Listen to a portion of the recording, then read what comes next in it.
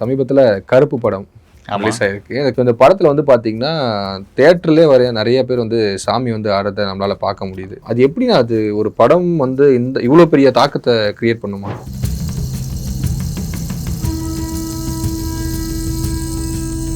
நான் இந்த மாதிரி விஷயத்த வந்து நான் எப்போ நான் முத பார்த்தேன் அப்படின்னா, அந்த அம்மன் படம், அந்த படம் வந்தப்போ வந்து பார்த்தீங்கன்னா நிறைய பெண்கள் வந்து சாமி வந்து ஆடினாங்க அப்படின்னு நிறைய நியூஸ் வரும். நானே பார்த்துருக்கேன், நேரடியாக பார்த்துருக்கிறேன். நீங்க வந்து சாமி வந்து ஆடுறத பத்தி கேக்குறீங்கல்ல, பேய் வந்து ஆடுறவங்களா இருக்காங்க. இந்த அருள் இறங்கி ஆடுறவங்க, இந்த பேய் வந்து ஆடுறவங்களுக்குலாம் வந்து ஒரு காமன் கனெக்ஷன் இருக்கு. என்ன மாதிரியான கிரக அமைப்பு இருக்கவங்க இந்த மாதிரி செய்வாங்க அப்படின்னு பாத்தீங்க அப்படின்னா, கர்மகாரகன் அப்படின்னு சொல்லக்கூடிய சனி பகவான் அவரும், மனோகாரகன் சொல்லக்கூடிய சந்திரனும் ஒரு நல்ல நிலை தொடர்புல இருந்தாங்க அப்படின்னா இப்போ அவங்களால வந்து நிச்சயமா ஒரு அப்பாற்பட்ட விஷயங்களை உணர முடியும். இதே கிரகங்கள் தான் தவறான நிலைகளை கிரக ஸ்தானங்கள்ல போய் நின்றுட்டாங்கன்னு வச்சுக்கோங்களேன், தீய சக்திகளுக்கு இவங்களுடைய ஆத்மா இடம் கொடுத்துரும். எந்த மாதிரியான தீய சக்திகள்? தீய சக்தின்னு நம்ம சொல்றது வந்து பேய், பிசாசு, அந்த மாதிரி. அது வந்து இப்போ சொல்லும்போது நிறைய பேருக்கு அப்படிலாம் இருக்கா அப்படின்னு ஒரு ஆச்சரியம் வரும்.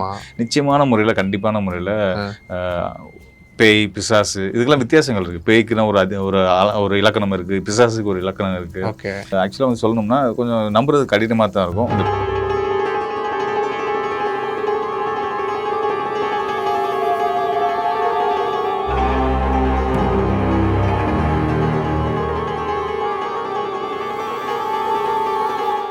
ஆனால் அந்த சமீபத்தில் கருப்பு படம் ரிலீஸ் ஆயிருக்கு. அந்த கருப்பு படம் சூர்யா, ஆர்ஜே பாலாஜி அவர்களுடைய இயக்கத்தில் வந்து திரிஷா நடிச்சிருக்காங்க.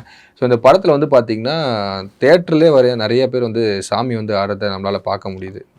அது அந்த உணர்வு வந்து பார்த்தீங்கன்னா பொதுவாக வந்து அந்த சாமி வந்து ஆடுற ஒரு விஷயத்த வந்து நம்ம கிராமப்புறங்கள்ல நிறைய பார்த்துருப்போம், நிறைய கோயில்களில் பார்த்துருப்போம். அது எப்படின்னா அது ஒரு படம் வந்து இவ்வளோ பெரிய தாக்கத்தை கிரியேட் பண்ணுமா? ஆமாம், நீங்க சொன்ன மாதிரி அந்த கருப்பு படம் சூர்யா அவர்கள் நடிச்ச அந்த கருப்பு படத்தோட அந்த ரீல்ஸ் வீடியோஸ் எல்லாம் வந்து நான் பார்த்தேன். நான் எனக்கு ரொம்ப ஆச்சரியமா இருந்தது. நான் இன்னும் படம் பார்க்கல. நிறைய இளைஞர்கள், ரொம்ப சின்ன வயசு பசங்க, பொண்ணுங்க எல்லாம் வந்து ஒரு குறிப்பிட்ட ஏதோ ஒரு ஸ்டேஜில் அந்த படத்தில் ஒரு நல்ல ஒரு காட்சி வருது போல் இவங்க சாமி ஆடுறாங்க. நான் இந்த மாதிரி விஷயத்த வந்து நான் எப்போ நான் முத பார்த்தேன் அப்படின்னா, அந்த அம்மன் படம், நம்ம இவங்க அவங்க பேர் என்னது, ரம்யா கிருஷ்ணன் மேடம், அவங்க நடிச்சு அம்மன் தமிழ்லையுமே வந்துச்சு. அது ரீமேக் பண்ணி தமிழ்லையுமே வந்து பயங்கர ஹிட். இங்கே நம்ம ஊர்லேயே பெரிய ஹிட் அந்த படம். அந்த படத்துக்கு வந்து கோயில் அந்த ஒவ்வொரு எந்தெந்த தேட்டர் ரிலீஸ் ஆயிருக்கோ அந்த தேட்டரில் வந்து அந்த அம்மன் சிலையெல்லாம் வச்சு ரொம்ப பிரமாதமாக கொண்டாடினாங்க. அந்த படம் வந்தப்போ வந்து பார்த்தீங்கன்னா அந்த தேட்டர் நிறைய பெண்கள் வந்து சாமி வந்து ஆடினாங்க அப்படின்னு நிறைய நியூஸ் வரும். நானே பார்த்துருக்கேன், நேரடியாக பார்த்துருக்கிறேன். அதே ஒரு விஷயம் வந்து இப்ப வந்து நம்ம கருப்பு மூலியமா வந்து இளைஞர்கள் வந்து ஆரம்பிச்சிருக்காங்க. ரொம்ப ஆச்சரியமா, ஏன்னா இளைஞர்கள்லாம் பண்றாங்க போதுதான் இது எப்படி ஏன்னா அவங்களுக்கு வந்து பாருங்களேன், இப்ப அந்த ஒரு காலகட்டம் வேற, ஒரு 20 வருஷம் 25 முன்னாடி காலகட்டம் வேற. இன்னைக்கு ரொம்ப காலம் மாறிடுச்சு. நம்ம எல்லாருமே பேசுறோம் இல்லையா, டெக்னாலஜில இருக்கோம், எவ்வளவு தூரம் வளர்ந்து வந்துட்டோம், காலம் மாற்றங்கள் இருக்கு. அந்த சாமி வந்து ஆடுற இளைஞர்களுமே பாத்தீங்கன்னா ரொம்ப மாடர்னான ஒரு இளைஞர்களா தான் இருக்காங்க. அவங்களுக்கு இந்த விஷயங்கள்லாம் தெரியுமான்றது கூட தெரியல. ஆனா அவங்க வந்து ஆடுறாங்க.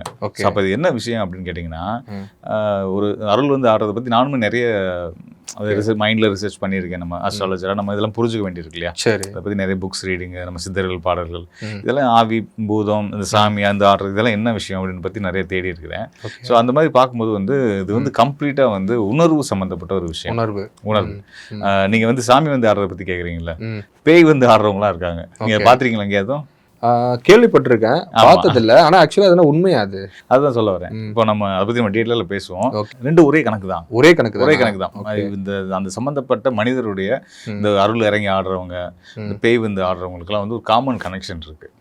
அதாவது இந்த குறி சொல்றவங்க கூட இதுல வருவாங்களா? அவங்க மேலயும் சாமி வந்து குறி சொல்லுவாங்கல்ல. எல்லாமே உணர்வு ரீதியான சம்பந்தப்பட்ட விஷயங்கள், ஒரு சின்ன சின்ன மாற்றங்களோட இருக்கக்கூடிய அமைப்புகள் உள்ளவங்க தான் இவங்க எல்லாருமே. இவங்க எல்லாத்துக்குமே வந்து பாத்தீங்கன்னா இன்னும் 50 வருஷம் கழிச்சு வந்தா கூட இந்த அமைப்புல இந்த அமைப்பு நான் சொல்றது கிரக அமைப்பு, இந்த கிரக அமைப்புகள்ல இப்படியான மனிதர்கள் பிறக்கதான் செய்வாங்க. அவங்களுக்கு அப்பயுமே சாமி வந்து ஆடதான் செய்வாங்க, பேய் பிடிச்சு ஆடதான் செய்வாங்க. இப்ப நீங்க சொல்றது இந்த பர்டிகுலர் கிரக அமைப்புல பிறந்தவங்க மட்டும்தான் அந்த சாமி வர முடியும், பேய் பிடிக்கிற விஷயம் நடக்கும். ஆமா. இது என்ன மாதிரியான நிலை? என்ன மாதிரியான கிரக அமைப்பு இருக்கவங்க இந்த மாதிரி செய்வாங்க அப்படின்னு பார்த்தீங்க அப்படின்னா, கர்மகாரகன் அப்படின்னு சொல்லக்கூடிய சனி பகவான் அவரும், மனோகாரகன் சொல்லக்கூடிய சந்திரனும் ஒரு நல்ல நிலை தொடர்பில் இருந்தாங்க அப்படின்னா இப்போ அவங்களால வந்து நிச்சயமா ஒரு அப்பாற்பட்ட விஷயங்களை உணர முடியும். அதாவது ஒரு அப்பாற்பட்ட விஷயங்கள் சொல்றது அமானுஷ்ய விஷயங்கள், இந்த மாதிரியான விஷயங்களை பத்தின ஒரு புரிதல் வரும். அவங்களால அவங்க உணரக்கூடியது நிஜமா கூட இருக்கும். சேம் டைம் வந்து அப்படிப்பட்ட அந்த சனி சந்திரன் மற்றும் கேதுவோட தொடர்பும் கிடைக்கும் பட்சத்தில் அந்த ஜாதகர் வந்து நல்ல நிலையில் கனெக்ட் இருக்கக்கூடிய ஜாதகர்கள், சனியும் சந்திரனும் கேதுவும் ஒருத்தர் நல்ல நிலையில் கனெக்ட் ஆகிருக்கக்கூடிய ஜாதகர்கள் வந்து பார்த்தீங்கன்னா மிகப்பெரிய மனோதத்துவ நிபுணர்களாக வருவாங்க. அவங்களால அடுத்த மனுஷனோட சின்ன சின்ன அசைவுகள் மூலியமே அவங்களோட மனநிலையை புரிஞ்சுக்க முடியும். மனதுக்குள்ள ஊடுருவி போயிட்டு என்ன விஷயம் அவங்க என்ன நினைக்கிறாங்க, எதனால இப்படி ரியாக்ட் பண்றாங்க அப்படின்றத உணர முடியும். இது பக்குவப்பட்டு உணர முடியும். இப்போ சாமி வந்து ஆடணும் அப்படின்னா வந்து அதுக்கேற்ற மாதிரி நம்ம மைண்ட் செட் ஆயிருக்கல. இந்த இசையெல்லாம் கேட்டால் வந்து இது ஒரு என்ன சொல்ற நல்ல ஃபீல் கொடுக்கும், நல்ல குட் ஃபீல். ஸோ அப்படி வரவங்க வந்து அந்த அருள் வந்து நான் வந்து இன்னும் தெய்வமா நினைச்சு பேசுவாங்க. அந்த தெய்வமா தன்னை உணர்வாங்க. அது உண்மைதான். ஆள் மனசோட ஒரு தொடர்பு போய் தன்னை தான் யாருன்றதே மறந்து தன்னை இன்னொரு ஆத்மாவோ ஒரு புனித ஆத்மாவோ தெய்வ ஆத்மாவோ ஃபீல் பண்ணிட்டு அவன் சொல்லக்கூடிய அந்த வார்த்தைகள் 100% நல்ல விதமா நடக்கும். ஏன்னா அவன் வந்து அவனா இருந்து சொல்லல, ஒரு சராசரி மனிதனா இருந்து சொல்லலாமே. தன்னோட ஆள் மனதுக்குள்ள போயிட்டான், டிராவல் ஆகி அவன் வந்து வேற ஒரு நிலையில இருந்து நம்மள்ட்ட பேசுறாங்க. ஸோ அப்போ அவங்க சொல்லக்கூடியதெல்லாம் வந்து ரொம்ப சரியானதா, அவங்க சொன்னதை கேட்டு நடக்கும்போது நல்லதாகவும் இருக்கும். இது குறி சொல்றவங்க அருள் வந்து திரைப்படம் பார்த்துட்டு இருந்த சூர்யா சாரோட படம் பார்த்துட்டு ஆடிட்டு இருக்காங்க இல்லையா தியேட்டர்ல, அவங்கெல்லாம் வந்து ஒரு வேற ஒரு நிலைக்கு போயிட்டாங்க, ஒரு தெய்வீகமான நிலைக்கு போயிட்டாங்க. போய் தன்னை இழந்து அது வேற ஒரு நிலையில இருந்து அவங்க வந்து அந்த விஷயத்த செய்யறாங்க. பாருங்களேன், சுத்தி கூட்டம் இருக்கு, நிறைய மக்கள் இருக்கிறாங்க, எந்த ஒரு பிரங்கையும் இல்லாம அவங்க வந்து ஒரு தன்னை மறந்து அப்படி ஒரு விஷயத்த செய்யறாங்கன்னா ஒரு அப்நார்மலான விஷயம் தானே. அப்ப அவங்களுக்கு அது வந்து நடிப்பு கிடையாதுல்ல. அவங்க உணர்ந்து தன்னை மறந்து அதுக்கு அடுத்த நிலைக்கு போயிட்டாங்க. ஆத்மா நிலையில அது ஆள் மனதோட நெருங்கின தொடர்புக்கு போயிடுறாங்க. போயிட்டு தன்னை இழந்து வேற ஒரு விஷயமா அவங்கள நினைச்சுக்கிறாங்க. அது குறிப்பா சொல்லணும்னா அவங்க நினைக்கக்கூடிய, அவங்க விரும்பக்கூடிய அந்த தெய்வமா தன்னை உணர்ந்துடுறாங்க. அது உண்மையான உணர்வு, அதுக்கு நம்ம மதிப்பு கொடுத்தே ஆகணும். அந்த நிலையில இருக்கக்கூடிய மனிதர்கள் வாயிலிருந்து வரக்கூடிய வார்த்தைகள் நல்ல விஷயங்களாவே இருக்கும். இதே இன்னொரு சைடு, நல்ல சைடுக்கு ஒரு கெட்ட சைடு இருக்கும் இல்லையா. இரவுனா பகல், நன்மைனா தீமை. இப்போ நான் முன்னாடி சொன்ன மாதிரி சனி சந்திரன் கேது இந்த ஆன்மீக கிரகங்கள் மூணுமே வந்து ஒரு நல்ல நிலையில கனெக்ட் ஆகிருக்கும்போது மிகப்பெரிய மனத்தத்துவ நிபுணராக வர வாய்ப்பு உண்டு. அதே நேரத்தில் நல்ல ஒரு மனசோட ஆத்ம திருப்தியோட சந்தோஷமா தன்னுக்கான தன்னுடைய இந்த அருள் வாக்குலாம் சொல்லுவாங்க, அப்படி நல்ல ஒரு முறையில் மக்களுக்கு நல்ல பலன்களை சொல்லக்கூடியவங்களாம் வருவாங்க. இதே கிரகங்கள் தான் தவறான நிலைகளை கிரக ஸ்தானங்கள்ல போய் நின்றுட்டாங்கன்னு வச்சுக்கோங்களேன். சனி சந்திரன் கேது இதெல்லாம் ஒரே ஸ்தானத்துக்குள்ள கனெக்ட் ஆகக்கூடியது. இல்ல இப்ப அந்த லக்னத்துக்கு பாதக ஸ்தான பகை ஸ்தானங்களை போய் நின்றுட்டாங்க அப்படின்னா வந்து அவங்களும் இதே அளவுக்கு தன்னிலே மறப்பாங்க, எளிதாக உணர்ச்சி வசப்பட்டுருவாங்க. இப்படிப்பட்ட ஜாதகர்கள் வந்து தீய சக்திகளுக்கு இடம் கொடுத்துற மாதிரி, தீய சக்திகள் அவங்க பிடிக்கும். ஆமா, தீய சக்திகளுக்கு இவங்களுடைய ஆத்மா இடம் கொடுத்துரும். எதிர்மறையான விஷயங்களும் இருக்கும் இல்லையா. எந்த மாதிரியான தீய சக்திகள்? தீய சக்திகள் நம்ம சொல்றது வந்து அது வந்து நம்ம இப்போ சொல்லும் போது நிறைய பேருக்கு அப்படிலாம் இருக்கா அப்படின்னு ஒரு ஆச்சரியம் வரும். நிச்சயமான முறையில, கண்டிப்பான முறையில பேய் பிசாசு இதுக்கெல்லாம் வித்தியாசங்கள் இருக்கு. பேய்க்குன்னா ஒரு இலக்கணம் இருக்கு, பிசாசுக்கு ஒரு இலக்கணம் இருக்கு. ஆக்சுவலா வந்து சொல்லணும்னா கொஞ்சம் நம்புறது கடினமா தான் இருக்கும். இந்த பேய் பிசாசு இன்னும் நிறைய விஷயங்கள் காட்டேரி இதுக்கெல்லாம் தனித்தனி இலக்கணங்கள் இருக்கு. நம்ம இது எல்லாமே ஒண்ணுன்னு நினைச்சுக்கிறோம். பேய் பிசாசு பூதம் காட்டேரி மாடர்ன் இது எல்லாமே ஒண்ணுதான் அப்படின்னு நம்ம நினைக்கிறோம் இல்லையா. அப்புறம் இது என்ன சொல்லுவாங்க, இந்த குட்டிச்சாத்தான் இதெல்லாம் ஒவ்வொன்றுக்கு எல்லாம் ஒண்ணு கிடையாது. எல்லாமே வந்து கெட்டது மட்டுமே செய்யறது கிடையாது. ஒவ்வொன்றுக்கும் வெவ்வேறு இலக்கணம். நல்லதும் பண்ணும். அது அதெல்லாம் ஆன்மாக்கள் தானே. மனிதனா பிறந்து அகால மரணம் அடைஞ்சிருக்கலாம், இயற்கையாவே கூட மரணிச்சிருக்கலாம். ஆனா அவங்களோட அடுத்த பிறவிக்கான காலம் வந்து அவங்களோட ஆத்ம பலம் நல்லா இருந்து அதனால அவங்க இன்னும் கொஞ்ச நாள் இங்க பூலோக வாழ்க்கையை வாழ வேண்டிய கட்டாயம் இருக்கும். சரீரம் இல்லாம அவங்க இருந்துட்டு இருப்பாங்க. அப்படியா? அந்த ஆத்மாக்கள் இருந்துட்டு இருக்கும். அவங்கள வந்து ஒரு வலுவான பலமுள்ள ஆத்ம பலமுள்ள ஒரு ஜாதகர்னால அவங்கள தன் பக்கம் எடுத்துக்க முடியும். இதுக்கான நிறைய விஷயங்கள் நம்ம வந்து சித்தர்கள் சொல்லியிருக்காங்க. அதாவது ஆனால் அவங்க சொன்ன சித்தர்கள் எல்லாமே வந்து இந்த விஷயங்கள் எல்லாத்தையுமே வந்து எப்பயுமே பயன்படுத்தாதீங்கன்றதையும் சொல்லியிருக்காங்க. அதையும் சொல்லியிருக்காங்க. அதுக்கான மாந்திரிக விஷயங்களாகட்டும், ஒரு ஏவல் அட்டகர்மம்னு சொல்லுவோம் இல்லையா, அட்டகர்மம் ஆன்மாக்களை ஏவலுக்கு இந்த மாதிரி விஷயங்கள் எல்லாம் வந்து எதிரியை முடக்கிறதுக்காக அவங்களுக்கு பாதிப்பை ஏற்படுத்துறது, நல்லது செய்யறதுக்காக கூட சில மாந்திரிகங்கள்லாம் சொல்லியிருக்காங்க. அதை கூட செய்யாதீங்க, இது வந்து நாங்கள் பதிவு பண்ண வேண்டிய விஷயம் பதிவு பண்ணியிருக்கோம் அப்படின்றாங்க சித்தர்கள். இந்த மாதிரி இருக்கு, ஆமா பண்ணக்கூடாது, அதை நாங்கள் வந்து பதிவு பண்ணணும், நாங்கள் பதிவு பண்ணிட்டோம், தெரிஞ்சுக்குங்க, யாருக்கு எதிராகவும் யாரும் செய்யாதீங்க. ஆனால் அவ்வளோ சீக்கிரமா எல்லாருமே படிச்ச உடனே செஞ்சிட முடியாது. நல்லதுக்கும் செய்யாதீங்க, கெட்டதுக்கும் செய்யாதீங்கன்றதான் சித்தர்கள் சொல்லியிருக்காங்க. அவங்க பாடல்ல நீங்க அந்த மாந்திரிக பாடல்கள், அட்டகர்ம மாந்திரிக பாடல்கள்லாம் எடுத்து படிச்சீங்க அப்படின்னா வந்து காளிங்கநாதர் எழுதியிருக்காரு, அப்புறம் போகர் எழுதியிருக்காரு, காளிங்கநாதரோட குருநாதர் போகர் எழுதியிருக்காரு, புலிப்பான் எல்லா சித்தநாதர்களுமே வந்து மாந்திரிக நூல்களில் வந்து கொடுத்துருக்காங்க. சரி, ஈவன் நம்ம இப்போ சொல்லுவோம் காகபுஜெண்டர் சொல்லுவாங்க இல்லையா, அவருடைய மாந்திரிக நூல்களுமே இருக்கு. திருமூலரோட மாந்திரிக நூல்கள் இருக்கு. திருமூலருடைய புவனை கக்கிஷம் வந்து அற்புதமான மாந்திரிக நூல். ஸோ அதெல்லாம் வந்து பார்த்தீங்கன்னா படித்த எல்லாத்தினாலையும் அதை செஞ்சிட முடியுமா அப்படின்னா முடியாது. அதுக்குன்னு தனி அமைப்புள்ள கிரக நிலைகள் உள்ள ஒரு ஜாதகம், ஒரு பிறவி, ஒரு பிறவி, அந்த அப்படி ஒரு வாய்ப்பு உள்ள பிறவிக்கு தான் அதை புரிஞ்சுக்கவே முடியும், அதை செய்யவும் முடியும். அதனால வந்து படித்தவங்களாம் செஞ்சிட முடியுமான்னு செய்ய முடியாது. இருந்தாலும் அவங்க பதிவு பண்ண வேண்டிய கடமைக்கு பதிவு பண்ணிடுறாங்க. பதிவு பண்ணிட்டு இதை யாருமே எப்பயும் அப்ளை பண்ணாதீங்க, நடைமுறைப்படுத்தாதீங்கன்றதை சொல்லியிருக்காங்க.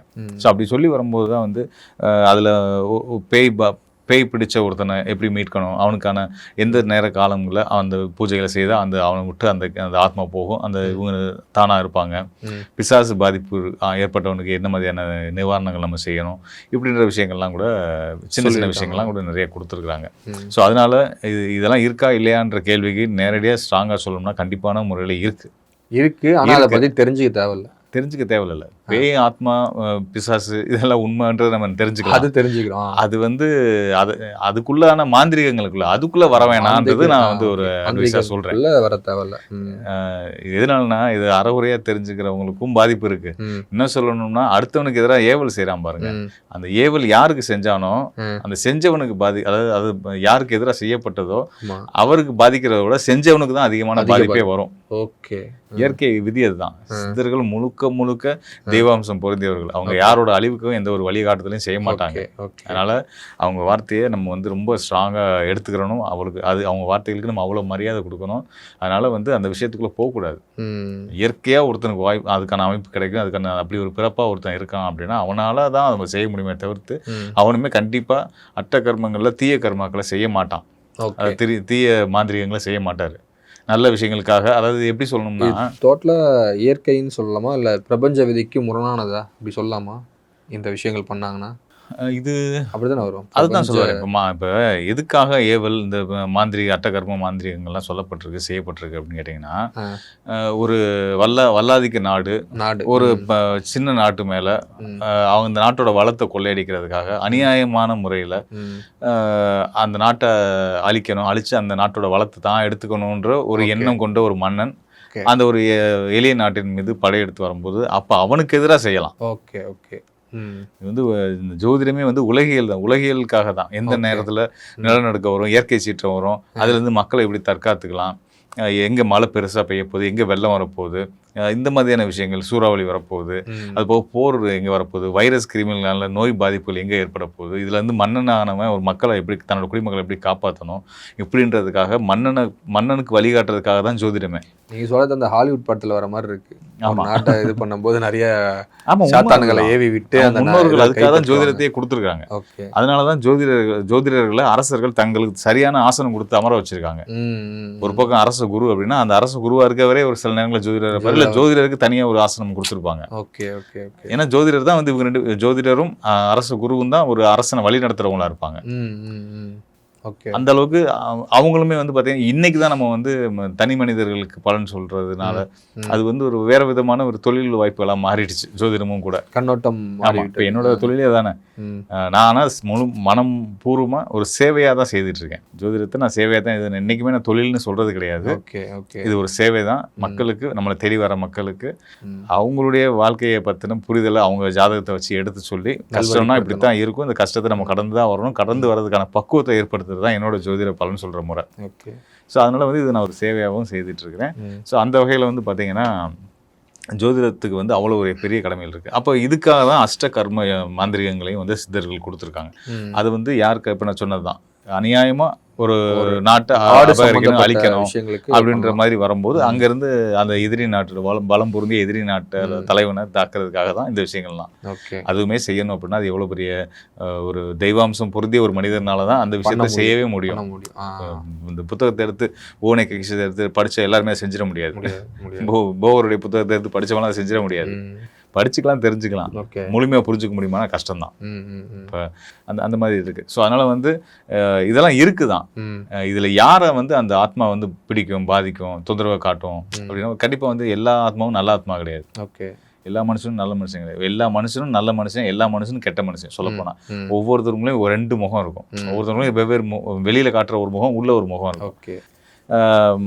மாடர்ன் சயின்ஸில் வந்து என்ன சொல்லுவாங்க, ஹாலுசினேஷன் விஷயம் அதுதான். அதாவது இந்த பேய் பிசாசு பிடிக்கிறது, சாமி பிடிக்கிறதுக்கான கிரக அமைப்புகள் ஒன்று தான். நல்ல நிலையில் நல்ல ஒரு ஒரு கேந்திர திரிகோண தொடர்புகளை சனி சந்திரன் கேது இணையும் போது அவங்களுக்கு வந்து நல்ல ஒரு உணர்வுகள் ஏற்பட்டு நல்ல விதமான உணர்வை வெளிப்படுத்துவாங்க. அதுதான், அதாவது எக்ஸ்ட்ரீமாக வெளிப்படுத்துவாங்க. அதுதான் சாமி வந்து ஆடுறது. இதே கிரகங்கள் தான் தவறான நிலைகளில், பாதக நிலைகளில், பகைஸ்தானங்கள் அமரும் போது அது தப்பான மனநிலை, அது தப்பான விதத்தில் தன்னை வெளிப்படுத்துவாங்க. அதுதான் வந்து பேய் பிடிச்சு ஆடுறதுன்னு நம்ம சொல்கிறோம். அந்த தவறான நிலைகள், அதாவது பாதக நிலையில், பகை நிலையில் இருக்கக்கூடிய சனி சந்திரன் கேது இந்த 3 கிரகங்களும் என்ன பண்ணும் அப்படின்னு கேட்டிங்கன்னா, அந்த சம்மந்தப்பட்ட அந்த ஜாதகரை வந்து மன ரீதியாக பாதித்து தன்னை ஏதோ ஒரு பிரச்சனையில் இருக்க மாதிரியே அவங்களுக்கான ஒரு எண்ணங்களை, சிந்தனைகளை கொண்டு போய் அவங்களுக்கு ஒரு அச்ச உணர்வை கொடுத்து உடல் ரீதியாகவும் பாதிப்புகளை ஏற்படுத்திடும். இப்போ அவங்கள நம்ம அது வந்து வெளியே கொண்டு வரணும் அப்படின்னா ரொம்ப எளிமையான விஷயம் தான், ரொம்ப பெரிய விஷயம்லாம் கிடையாது. ரொம்ப சின்ன சின்ன விஷயங்களை நம்ம பெரியவங்க பண்ணிட்டு இருப்பாங்க. கோயில் போனால் சாமி இந்த மந்திரிக்கிறது, பள்ளிவாசலில் மந்திரிக்கிறது, இந்த மாதிரி விஷயம். அதுக்கும் தாண்டி வரலை அப்படின்னா அவ்வளோ தூரம் போகணுமான்றது முதல் ஒரு விஷயம், ஒரு கேள்விதான். ஏன்னா கோயில் போகிறது பக்தி, ஓகே, பள்ளிவாசலம் போகிறது பக்தி, நல்ல விஷயம் தான், ஒன்றும் தப்பு கிடையாது, போயிட்டு தன்னை சரி பண்ணிட்டு வந்துக்கலாம். ஆனால் ஜோதிட ரீதியாக வந்து பார்த்தீங்கன்னா இந்த பாதிப்பை ஏற்படுத்தக்கூடிய அது வந்து கம்ப்ளீட்டாக ஒரு மன நம்பிக்கை சம்மந்தப்பட்ட விஷயம். கோயிலில் போய் மந்திரிக்கிறது, பள்ளிவாசலில் போய் மந்திரிக்கிறது, இன்னும் இந்த சில சர்ச்சில் கூட அதெல்லாம் பண்ணுவாங்க. இதெல்லாம் வந்து பார்த்தீங்கன்னா அவங்களுக்கு ஒரு நம்பிக்கை, உங்களோட கெட்டது போயிடுச்சு, நல்லது இனிமேல் நல்லா இருப்பீங்கன்றது தான் வந்து பண்ணுறாங்க. ஆனால் இது முழுமையான பலனை கொடுக்குமா அப்படின்னு பார்க்கும்போது கொஞ்சம் ஒருவேளை இந்த ஜாதகர் வந்து ரொம்ப வீக்கான ஜாதகராக இருக்காருன்னு வச்சுக்கோங்களேன், அது அவ்வளோ சீக்கிரம் அவங்க மாற மாட்டாங்க. அந்த நேரத்துக்கு ஒரு தெளிவு கிடச்சி வந்துருவாங்க, வீட்டுக்கு வந்துருவாங்க, திரும்ப பழையபடி அதே மாதிரி ரியாக்ட் பண்ணுவாங்க. அப்போ அவங்கள அங்கேருந்து வெளியே கொண்டு வரணும்னா என்ன பண்ணணும் அப்படின்னா, ஒரு ஜோதிடரை நாம பார்க்க வேண்டியது அவங்க எந்த காரணத்தினால, எந்த கிரக காரணத்தினாலும் பாதிக்கப்படுறாங்கன்றது நமக்கு ஆல்ரெடி தெரியும். அவங்களோட சுயஜாதப்படி, அவங்களோட சுயஜாதத்தில் தசாபுத்தி என்னவா இருக்கு, இவங்க எந்த நாளில் எந்த நேரத்தில் இப்படி ரியாக்ட் பண்ணுவாங்க, எல்லா நேரமும் அதே மாதிரி இருக்க மாட்டாங்க. அது வந்து எக்ஸ்ட்ரீம் லெவலுக்கு போன பின்னாடி அப்படி ஆயிடுவாங்க. ஆரம்ப நிலைகள் நம்ம பார்க்கும்போது அப்படி போக மாட்டாங்க. அப்பப்போ திடீர்னு தான் அந்த மாதிரி மாறுவாங்க. ஒவ்வொரு நாள் இப்படி ஆயிடுறாங்க, நல்லா தான் இருக்காங்க, திடீர்னு வேறு மாதிரி ரியாக்ட் பண்ணுறாங்க அப்படின்னு சொல்கிறாங்க. அப்படின்னா அவங்கள வந்து நம்ம கூப்பிட்டு பக்குவப்படுத்தி பேசி, உங்களுக்கு ஒன்றும் இல்லை, நீங்கள் நல்லா இருக்கீங்க, ஹாப்பியாக இருங்க, சந்தோஷமாக இருங்க, நல்லா தூங்குங்க, நல்லா சாப்பிடுங்க, உங்களுக்கு பிடிச்ச விஷயங்கள் என்னென்ன விஷயங்கள் தான், இதை நீங்கள் ஏன் செய்யாமல் இருக்கீங்க, தைரியமாக செய்யுங்க, சந்தோஷமாக செய்யுங்க அப்படின்னு சொல்லிட்டு நான் உங்களுக்கு கம்ப்ளீட்டாக உங்கள் உடலும் உள்ளமும் நல்லபடியாக ஆரோக்கியமாக வர்றதுக்கு நம்ம சில சின்ன ப்ரேயர்ஸ் இந்த நான் சொல்கிற நேரத்தில் நீங்கள் கண்டிப்பாக உட்காந்து உங்கள் வீட்டிலேயே உட்காந்து நல்லபடியாக சாமியை கும்பிடுங்க, கண்டிப்பாக உங்களுக்கு நல்ல மாற்றங்கள் வரும் அப்படின்னு சொல்லி, அப்படிப்பட்ட பாதிப்புக்குள்ளே அவங்க தீர்வும் போகிறதுக்கு முன்னாடி அந்த பாதிப்பை கொடுக்கக்கூடிய நேரத்தை கண்டுபிடிச்சி அந்த நேரத்தில் அவங்கள வந்து பாசிட்டிவ் சைடில் நம்ம கொண்டு வந்துட்டோம் அப்படின்னோம்னா அவங்க அந்த பக்கம் போக மாட்டாங்க. அவங்க அப்படியே மெல்ல மெல்ல முழுமையான ஒரு பாசிட்டிவிட்டிக்குள்ளே வந்துட்டு அது எதிர்மறையான தன்மைக்குள்ளே போகாமல் அவங்க ஆரோக்கியமாகவும் மன ரீதியாகவும் சந்தோஷமாகவும் ஹாப்பியாகவும் அவங்கள நம்ம பாதுகாப்பாக கொண்டு வந்துடும். இந்த முறை மூலிமா அவங்களுடைய மனநிலையை மாற்றுறீங்க. கண்டிப்பாக மாற்றிடலாம். மாற்றுறதுக்கான அதாவது மனநிலையை சரி பண்ணிவிட்டு எல்லாமே சரியாயிடும். கண்டிப்பாக இங்கே எல்லாமே மனசு தான். மனம் எதுவோ அதுதான் வாழ்க்கை, எண்ணம் எதுவோ அதுதான் வாழ்க்கை. அதனால் அந்த பக்கம் தப்பாக போகக்கூடிய நேரம் தான் எந்த நேரத்தில் அவங்க எக்ஸ்ட்ரீமாக அப்படி போவாங்கன்றதை தெரிஞ்சு அந்த நேரத்தில் அவங்களுக்கான யோகமான விஷயங்கள், நல்ல விஷயங்கள், பிடிச்ச விஷயங்கள், வழிபாடுகள் அப்படின்னு அவங்களை டைவர்ட் பண்ணிட்டோம்னு வச்சுக்கோங்களேன், அவங்களுக்கு அந்த தீய எண்ணங்களுக்கு, தீய ஆற்றல் இடம் கொடுக்க மாட்டாங்க, ஆட்பட மாட்டாங்க. இவங்க ஆரோக்கியமாக சீக்கிரமாக வெளியே அந்த குறிப்பிட்ட காலம் தான் அந்த இருக்கும், அந்த பாதிப்புக்கான காலம் இருக்கும். அந்த காலம் வரைக்கும் இப்போ சொல்ல போனால் ஒரு மாதம் இருக்கலாம், 10 நாள் இருக்கலாம், 20 நாள் இருக்கலாம், அதிகபட்சம் வந்து பார்த்தீங்கன்னா ஒரு 6 மாதம் இருக்கலாம். அந்த நேரம் வந்து அந்த நேரம் வரைக்கும் உங்களுக்கு அந்த குறிப்பிட்ட நேரத்தில் பாதிப்பு வர நேரம் நம்ம தெரிஞ்சு அந்த நேரத்தில் அவங்களுக்கான வழிபாடோ அவங்களுக்கு பிடிச்ச விஷயத்தையும் நம்ம செய்ய சொல்லியாச்சு அப்படின்னா அவங்களுக்கு எந்த பாதிப்பும் வராது, நிம்மதியாக சந்தோஷமாகவே இருந்துருவாங்க எல்லா நாளும். ஓகேண்ணா, இப்போ ஃபைனலாக வந்து சாமி வந்து ஆடுறது, குறி சொல்கிறத தாண்டி இந்த தீய விஷயங்கள் சைடு உணர்வு நிலை பாதிக்கப்படுதுன்னு சொன்னீங்க. ஸோ இது எல்லாருக்குமே கண்டிப்பாக பயனுள்ளதாக இருக்கும். ரொம்ப நன்றிண்ணா. நன்றி, மிக்க மகிழ்ச்சி.